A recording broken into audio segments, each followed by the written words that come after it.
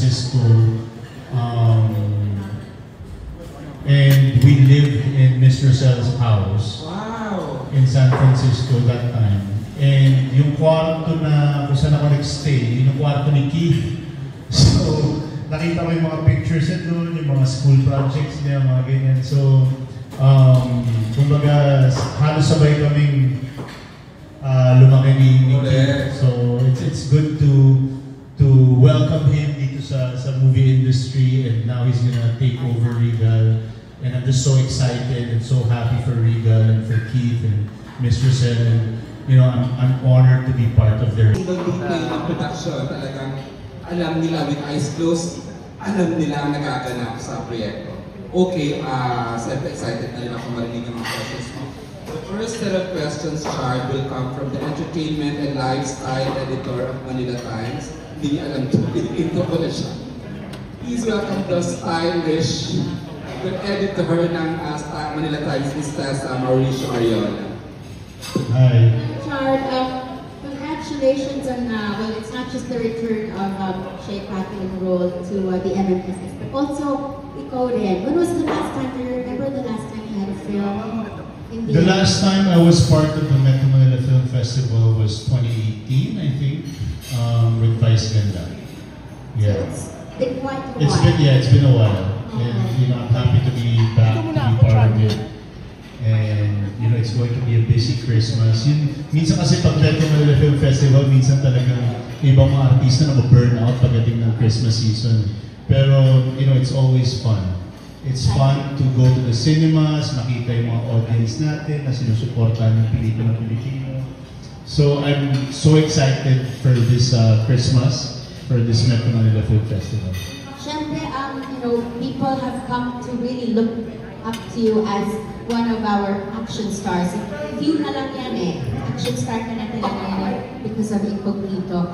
But of course, this is horror, and people might want to see still, you know, the action that Richard Gutierrez brings to the screen. Meron pa rin bang maraming action scenes coming from you despite this being a horror movie? Yes, this is a horror film, and I haven't done a horror film in a while. And, you know, very exciting to kasi may flavor of action siya. Kasi it's a story about survival. You know, survival against all odds. And, you know, andun yung horror, andun yung jump scares, pero we added a touch of action to this, and makikita yung audience natin. Pero it's different, totally different action from Incognito and Ironheart. This is not so tactical. We tried to do it more of raw action and more on surviving than tactical action. In your career, naaalala ko nung lahat tayo, much younger pa, sa MMSS, maliit pa, friends pa, kasama mo pa, doing mo yung see you Christmas in the movies. And, you know, many years later, you're still in the business and still, you know, doing, you know, your part in bringing joy to the Filipinos. How does it feel? Ano na yung career mo? Yeah, it's good to be part of the movie industry until now. Gaya ng sabi mo, nung mga bata pa lang kami, we were part of the movie industry now, which was about 10-15 years ago.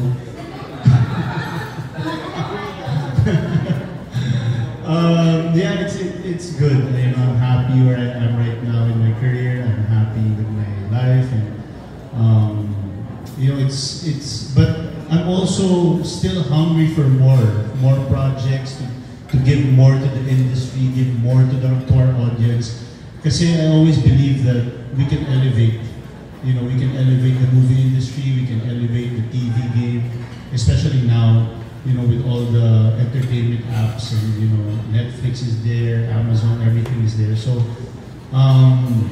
it's quite a challenging time now to create good films and to bring people back to the cinemas. And you know, that's going to be my advocacy moving forward. I'm going to do TV, and I'm going to do films, and hopefully we can bring back the audience sa pelikula, sa sinihan. So yeah. Thank you. The microphone to the entertainment editor of Manila Bulletin, to Bob.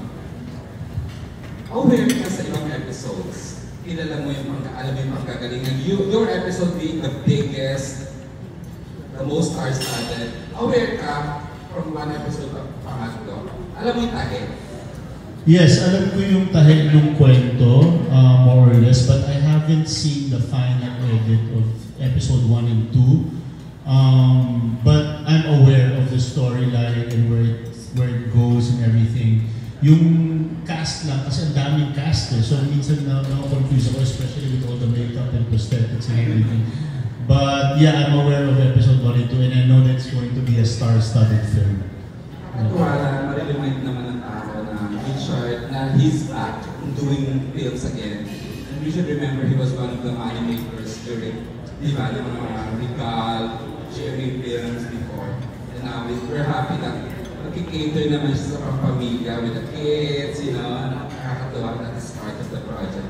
Before I give the microphone again to Bobby, I'd like to acknowledge the reason why we have sobrang sarap na lechon. Tita Annabelle Rama. Where's Tita Annabelle? Oh, she's somewhere there. Tita Annabelle, thank you ha. Thank you for the lechon, ma. I know. Not one. Hindi occasion ka walang lechon. Three lechon. Oo. That's how we lahat. That's how Annabelle loves the president. Okay, let me give the May pang take home pa yung iba ng lechon naman.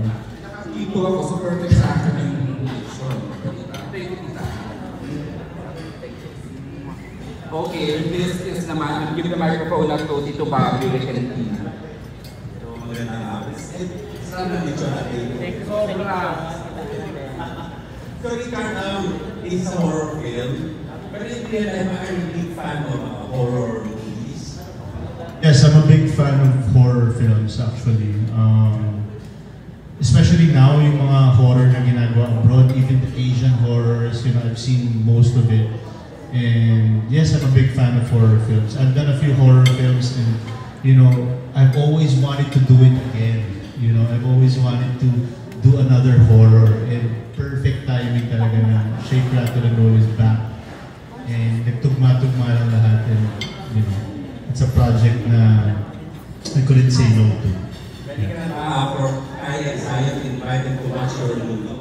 Yes, actually they've been asking a lot of questions about the prosthetics. Kasi I took photos of myself with all the, you know, makeup and prosthetics and all of that. So they're always curious about how it's done, paano ginawa, and everything. Yeah, I'm excited to bring them to the cinemas this Christmas. Pero in real life, may mga personal skills ka naman sa mga Oo, meron akong may mga ghost stories ako, personal ghost stories. Dati ng mga bata pa kami, we had a place in Baguio. And yun, multo. Maraming multo. Pero ganun lang, syempre nung growing up days namin, na-experience din namin yun. Okay, last question ako. Sabi mo kanina yung BPC sa December ng Film Fest. Pero like, ano pa, pag i-share mo magiging ganang first sa Pasko? Sorry, man. Ano pa magiging ganang mo ngayong December aside from a Film Fest? Like, are you going abroad? Right now, I'm just focused on my schedule for the promo run of this film. It's going to be until Christmas. So let's see after Christmas if I have time to travel or go abroad. Maybe I'll take a few days off, hang out with the kids in the beach or something. But right now, I'm focused on the film. I'm focused on promoting this movie and hopefully ma-inspire natin yung mga tao na isama ang buong pamilya nila sa sinihan ngayong Pasko. Richard, congratulations. Thank you. Thanks to Bobby. Siyempre, ang prayer natin lahat ay to be Shake, Rattle, and Roll the top grosser this year, di ba? Lord, give this to us, please. Okay. And of course, from one editor to another, here's a set of questions from the editor naman po ng Bandera, Erwin Santiago. Art, Hi. congratulations. Thank you. Ano mo na, kamusta yung working relationship mo ni Ivana? Working with Ivana, it's been great working with Ivana. She's very down to earth. She's nice and very professional on set. Yeah. So okay naman, okay yung working relationship namin. Kumusta yung naging dynamics mo sa mga siyempre, ang excellent yung sa You know, the good thing with Ivana is she really wants to give her best in every scene as well. Pareho kami. Kasi ganoon din ako eh. Parang hindi ako nakokontento. Kunwari pag may na-feel ako na